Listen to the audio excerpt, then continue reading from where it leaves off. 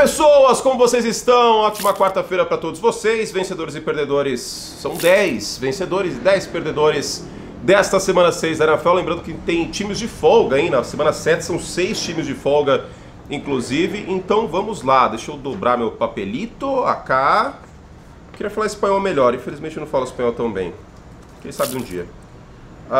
E vamos lá. Suja minha camiseta, hein? Antes de mais nada, se inscreva no canal, like no vídeo. Falei para os membros já sobre o Brock Purdy nessa segunda-feira. Falei sobre o ataque dos Dolphins também, que eu acho que a gente tem que dar uma luz a mais nesse ataque. E também, claro, tem o troféu Blake Bortles. E nessa quinta-feira tem Copa Caleb Williams exclusiva para os membros, hein? Então assina o Like Plus, venham conosco. Bom, vencedores. Vamos começar aqui com o Raheem Mostert, né? Porque o De'Von Achane está machucado, o Mostert teve seus problemas recentemente, né? Não foi um bom jogo contra os Bills, por exemplo. E o Carolina Panthers colocou 14 pontos rápido no placar. O nosso querido Nerdola poderia largar a mão do jogo terrestre e só passar a bola. Afinal de contas, tem o Tyreek Hill voando, tem o Tua. Mas não, ele investiu no jogo terrestre no jogo inteiro.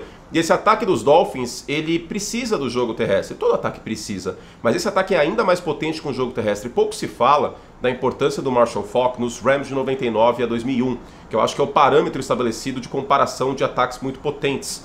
Claro, tinha o Isaac Bruce, o Torrey Holt, mas as corridas do Marshall Faulk deixavam a defesa sempre na ponta dos dedos. E quando o jogo terrestre de Miami funciona ainda mais, deixa o ataque aéreo 10 vezes mais potente, porque você atrai muitas vezes a defesa e aí você explode em profundidade com o ataque aéreo ou em jardas após recepção e tudo mais. Então o Mostert teve um jogo de 2 touchdowns, mais de 100 jardas, eu vou colocar ele como vencedor aqui. Outro nome que merece muito ser vencedor é o Amon-Ra St. Brown. Foram 12 recepções, 124 jardas, um touchdown que sim, foi muito por conta do bloqueio do Reinaldinho Gaúcho.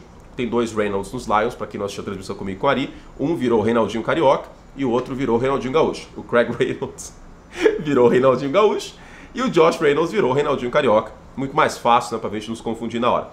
E o Amon-Ra foi a válvula de escape desse ataque, ele foi o desafogo de um ataque que perdeu o Montgomery, running back principal do time, já que o Jahmyr Gibbs está fora, né? Diga-se que... Enfim. Qual que foi a ideia dos Lions? Foi espalhar o campo horizontalmente e usar o Amon-Ra como válvula de escape segura para o Jared Goff. Não ser pressionado e fazer, às vezes, esse jogo curto de passes de jogo terrestre. Funcionou e funcionou muito bem, né? Detroit venceu essa partida, mas um bom trabalho do Ben Johnson, coordenador ofensivo dos Leões. Amon-Ra, o deus da recepção e o melhor nome da NFL. Encontre um nome melhor, duvido você colocar nos comentários um nome melhor do que Amon-Ra St. Brown. É muito fera, velho. Amon-Ra. Que me lembra também... Não é o Sérgio Malandro. Tinha um doido que fazia... Ha! Era o que tinha uma colher, acho que era o Woody Geller, sei lá quem que era o doido, era o homem do Ra, uma coisa assim. Mas aí ninguém vai pegar a referência. O Jim Schwartz também é um grande vencedor. Antes da temporada começar, e eu falei no vídeo de segunda sobre isso, a grande esperança que eu tinha no Cleveland Browns não era o Deshaun Watson voltar a ser o quarterback que foi nos Texans e tal, porque eu não acredito que isso vai acontecer. Eu não acredito em Papai Noel. Também não acho que o Russell Wilson ia voltar a ser o de antes, a gente tem que seguir em frente. Tá? Não pode ficar sempre apegado ao passado, só porque aconteceu no passado vai acontecer de novo, não necessariamente. Tem que ter o contexto. Agora... Que Cleveland precisava de um técnico melhor no lado defensivo da bola, isso era escancarado no ano passado. Essa defesa era uma várzea contra a corrida, por exemplo. Claro, é uma defesa como um todo melhor deste ano, mas é uma defesa que está em todos os locais e que fez apostas que renderam. Por exemplo, o Zadarius Smith, cara, toda hora ele estava no backfield. O Myles Garrett pode não ser o jogador mais espetacular nessa temporada, mas muito consistente.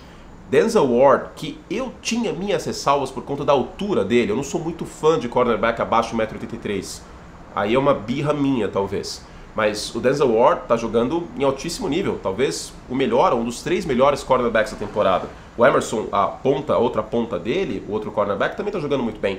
Então, o Uso Koramoa também, né, com pressões e tal, linebacker. Então, essa defesa na mão do Jim Schwartz é a melhor defesa da NFL, muito por mérito do Jim Schwartz, tá? Não é só o Brock Purdy que jogou mal, não é só o McCaffrey que machucou.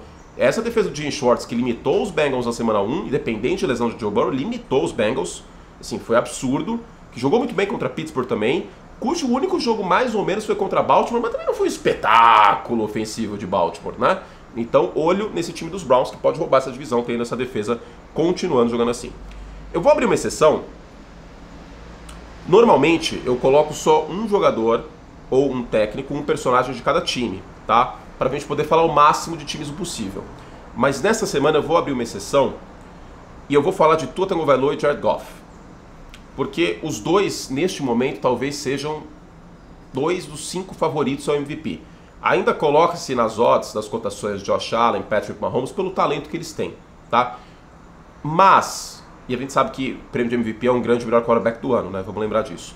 Mas, Tua desacreditado depois do que aconteceu no passado. Não jogou bem no final do ano passado, para além das concussões. A gente não sabia nem se ele ia voltar a jogar em um dado momento. Ele foi liberado do protocolo de concussão em fevereiro. O Jared Goff, ele foi exilado do Los Angeles Rams. A palavra correta aqui é exílio. Ele foi exilado, ele foi chutado dos Rams. Ele virou troco na troca do Matt Stafford, que deu muito certo, ganhou o Super Bowl lá e tá jogando bem, papel fundamental nos Rams estarem sendo competitivos esse ano. Mas o Goff, cara, ninguém imaginava que ia dar alguma coisa isso. E ele está jogando o melhor futebol americano de sua carreira. E sim, pelo menos a conversa pro MVP, e a gente não vai cravar nada, porque estamos na semana 6, claro, a gente está falando de conversa, algo tranquilo. Mas eu acho que o Goff tem que estar. Ele protegido é um bom quarterback. Eu coloquei o Jared Goff no meu ranking de quarterback antes da temporada no top 7. Porque ele protegido, e ele tem na sua frente talvez a melhor linha ofensiva da NFL, o Goff protegido é um bom quarterback. É o câmbio automático. Tá tudo funcionando? Vai passar a marcha, que é uma beleza. Põe um câmbio automático aí, André. Vai passar a marcha, que é uma beleza. Agora, se dá aquela engasgadinha, se sobe o RPM do nada quando você vai passar a marcha do câmbio, quando ele vai passar, aí dá ruim, né? Agora, o próprio Goff, ele não tá dando essas engasgadas, né? Teve várias vezes que ele jogou a bola no chão nesse jogo contra os Bucks. Ele não tá cometendo erros estúpidos. Passou vários jogos sem ser interceptado do ano passado até este, né? Até o jogo contra Seattle. Eu tiro o chapéu pro Goff aqui. Colocou o Raul Gil aí. Pra quem você tira o chapéu? Meu vizinho vai ficar pistola comigo agora com essa imitação do Raul Gil do nada que eu fiz no vídeo. Grande vencedor da semana, Miami Dolphins de 1972. É só Miami nesse vídeo. Miami Dolphins 72 seguirá sendo o único time invicto a vencer o Super Bowl, pelo menos até a próxima temporada. Todo ano aparece no Exagero ou Fato, ou nas perguntas, ou se eu abro caixa de perguntas no Instagram, se tal time vai ser 17-0. E sempre eu falo, não, isso não vai acontecer. A NFL é muito competitiva. Ela é muito competitiva. E todo time tem o jogo da feijoada, ou um matchup, um duelo que é extremamente desfavorável, e aí eles perdem o jogo. Todo ano isso acontece. Deu a calhar que Filadélfia e São Francisco aconteceu na mesma semana neste ano. Mas no panorama desta temporada, eu não via nenhum time sendo invicto. Ah, mas e os 49ers? Cara, os 49ers, além de terem perdido para os Browns, não sei, poderiam perder para Seattle em algum momento, uma rivalidade divisional. Não sei, cara. Poderiam perder para os Rams, não dá para cravar. O histórico é positivo contra os Rams. Poderiam perder contra os Rams. Podem perder contra os Eagles, aliás, mais pra frente, e vice-versa. Os Eagles poderiam estar invicto e perder para São Francisco. É o Monday Night Football, inclusive, essa partida. Os 49ers pegam os Bengals 17-0. Cara, assim, a única vez que a gente viu uma campanha invicta desde então, em temporada regular, foi o New England Patriots 16-0 de 2007. E esse time dos Patriots daquele ano é o melhor time que eu vi jogar ao vivo. Lógico que eu pesquisei, vi jogos dos 49ers de 88, que é um time que eu amo. Não tem jogos completos dos Dolphins de 72. Eu acho que é um time que acaba sendo um pouco superestimado, queira ou não, por ter sido invicto, mas é muito difícil você ganhar invicto. Eram 14 jogos aquele ano, mas dos Bears de 85 eu vi jogos completos, é o que me resta, né, inclusive. Mas nenhum time até agora chegou perto daquele Patriots de 2007, pra mim, de talento, dos dois lados. Porque a defesa era fantástica e o ataque com o melhor quarterback da história. Aí o ataque com o Randy Moss, que é o melhor wide receiver que eu vi jogar. Não vi o Jerry Rice a carreira inteira, eu vi o restinho do Jerry Rice, bem restinho. Então, é isso. 17-0, gente, esqueça.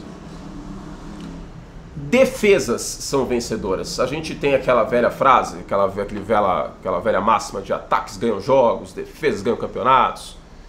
Mas as defesas estão ganhando jogos. A defesa dos Jets ganhou o jogo contra a Filadélfia, a defesa dos Browns ganhou o jogo contra o São Francisco. Não é como se o P.J. Walker tivesse feito grande coisa, né? E o Zach Wilson também não foi nada extraordinário. Defesas. A defesa dos Texans está melhor, papel fundamental na melhora do time. A defesa dos Colts deixou o time mais competitivo neste ano. A defesa dos Ravens, a parte dos problemas que o ataque enfrenta na Red Zone, é o que mantém o time bastante competitivo neste ano. A defesa dos Steelers com TJ Watt é o que mantém o time competitivo. A defesa dos Cowboys ganhou esse jogo. Coloca o Micah Parsons ilustrando aí por causa do Monday Night Football. Foram 18 pressões dos Cowboys em cima do Justin Herbert. A defesa dos Cowboys ganhou o jogo contra os Chargers. A defesa dos Bills ganhou o jogo contra os Dolphins quando se enfrentaram. 2023 é o ano das defesas. Para mim isso está simplesmente claríssimo. Impossível estar mais claro do que isso. A gente teve uma era ofensiva, né? No final da década passada e início desta década. E aí a gente viu as defesas respondendo taticamente, jogando mais com 2 safeties em profundidade, por exemplo, coisa que não estava fazendo mais tanto, que é uma coisa bem anos 70, né? Mas voltaram a fazer. A gente viu a ascensão de pass rushers, porque muito fala-se sobre essa talentosa classe de quarterbacks, né? A gente tem aí Josh Allen, Patrick Mahomes e etc. Joe Burrow, saudável, né? Joe Burrow saudável.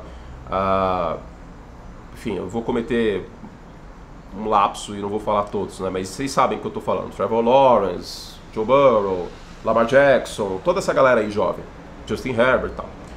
Só que a gente tem também a ascensão de uma geração incrível de pass rushers.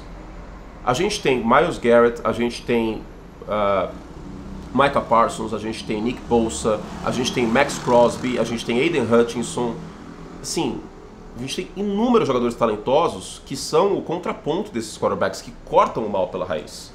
Então, por mais que a gente esteja vivendo uma era incrível de quarterbacks, a gente também tem respostas defensivas. Eu acho que as defesas são grandes vencedoras dessa semana e, por enquanto, dessa temporada. Falando em defesa, o ex-coordenador defensivo dos 49ers, o DeMeco Ryan, cara, o Ryan mudou a cultura já dos Texans. Tudo bem, o CJ Stroud tem parte fundamental nisso, mas vamos ser honestos. E assim, eu apostei, literalmente, no nosso grupo de picks para os membros Gold Patronos. Minha única aposta nessa última semana foi o Houston Texans, vencendo como zebra em casa o New Orleans Saints, que eu achava que não era certo. Eu achava que Houston deveria ser favorito para esse jogo. Ano passado eles não teriam vencido essa partida. Independente de CJ Stroud, etc. A defesa dos Texans está melhor, visivelmente mais bem treinada. Você tem um quarterback calouro que está jogando bem. Ele não teve uma partida espetacular contra a boa defesa do Saints, mas está jogando bem. Os Texans competitivos. Os Texans já venceram os Jaguars. Isso parte pelo DeMeco também. Treinador faz muita diferença. Eu acho que o exemplo de Detroit com Dan Campbell e agora o exemplo atual do DeMeco em Houston, eles são muito evidentes. Em contraste negativo, o Matt Eberflus não faz um bom trabalho em Chicago. Por enquanto, e ainda é cedo, claro, mas o Frank Reich não faz um trabalho bom em Carolina. Tanto que ele relegou o play calling, né, do time. Não vai chamar mais o ataque. O Brandon Staley não faz um bom trabalho nos Chargers. Técnico faz muita diferença. Então eu queria colocar aqui o seu DeMeco na lista de vencedores. O Zach Wilson é meu nono vencedor e parece esquisito, porque eu poderia colocar o Keenan Williams, que teve uma interceptação, poderia colocar... Não vou dizer que foi sorte, mas enfim. Poderia colocar a secundária reserva dos Jets, né? Porque o Reed e o Sauce Gardner não jogaram, e mesmo assim os caras fizeram um bom jogo. Poderia colocar o front dos Jets.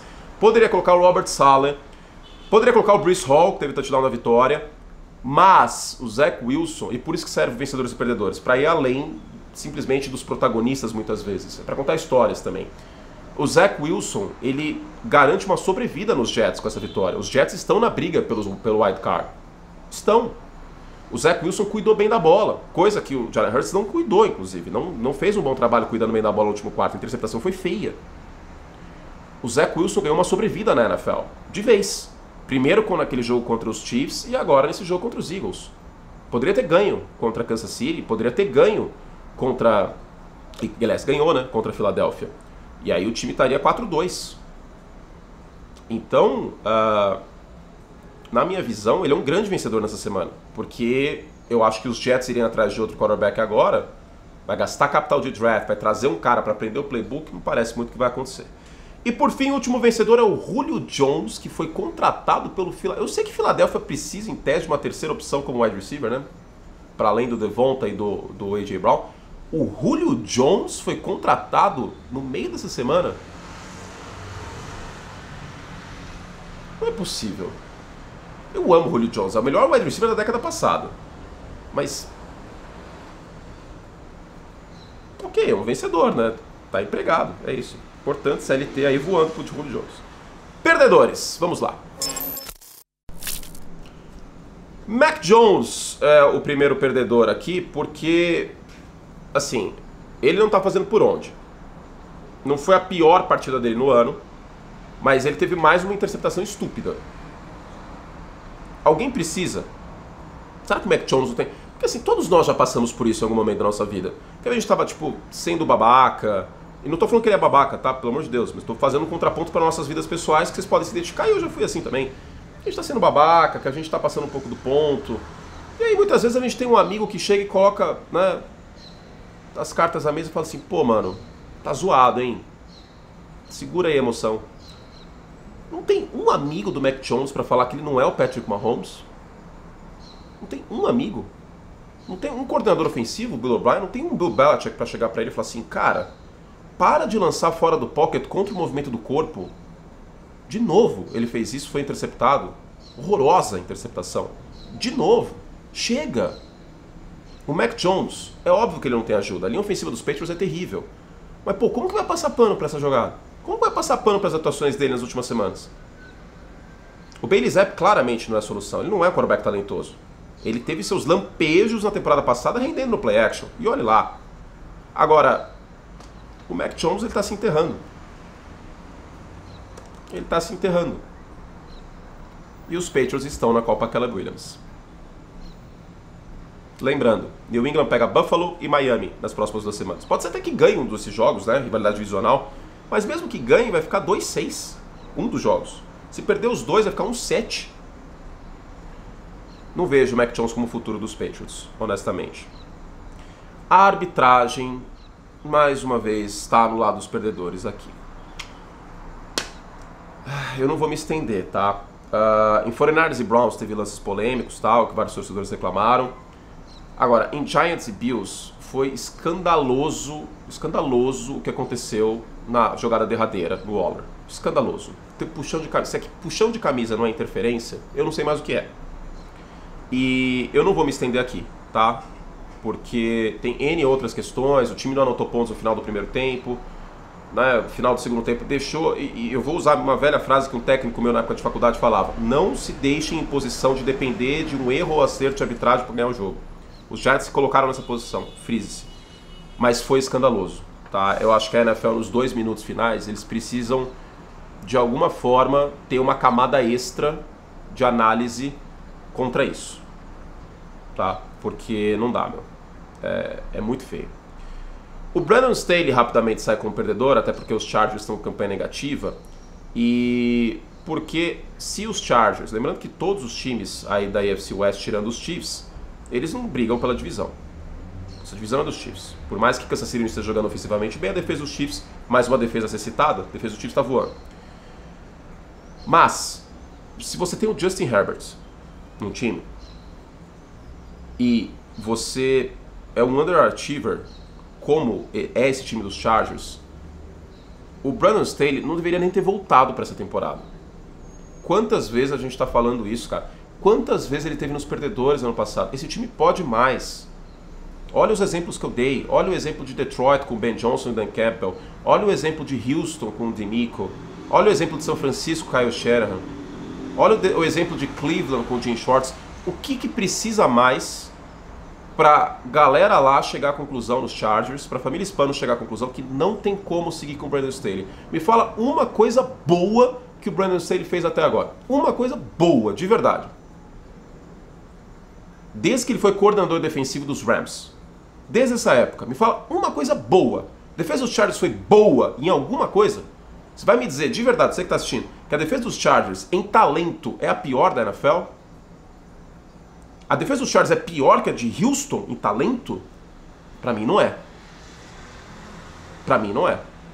Falta técnico. Falta técnico. Os jogadores sempre mal posicionados, não tem uma cultura vencedora em Los Angeles. Chega de Brandon Staley. Pelo amor de Deus, ninguém aguenta mais. Um jogo parelho nessa segunda que se ganhasse dava um fôlego. Perdeu. Perdeu. E os Chargers não vão brigar por nada esse ano. Podem ir para os playoffs daquele jeito e aí, sabe, não tem condições do Brandon Staley voltar, tá? Não tem. Joe Lombardi pagou a conta, porque sim, fez um trabalho ruim como coordenador ofensivo, mas o Brandon Staley não tem por que catso ele voltar. Honestamente.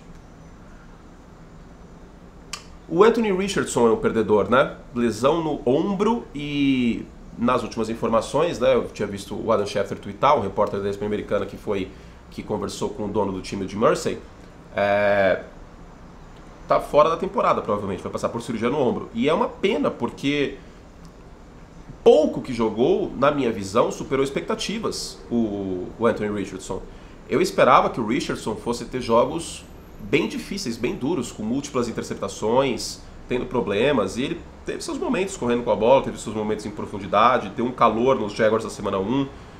É uma pena, porque acumularam-se lesões, na verdade, né? Teve a lesão no joelho contra os Jaguars no final do jogo, aí depois ele teve uma concussão, e agora essa lesão no ombro. Tomara que fique saudável. O Tennessee Titans, continuando essa divisão, é um perdedor, porque mesmo com o Gardner Minshew, eu vejo Indianapolis e Houston na frente dos Titans. Os Titans simplesmente não têm alternativa na posição de quarterback. Ryan Tannehill machucou o tornozelo. O Malik Willis processando o jogo é simplesmente péssimo. Péssimo. Assim, eu não tenho outro adjetivo.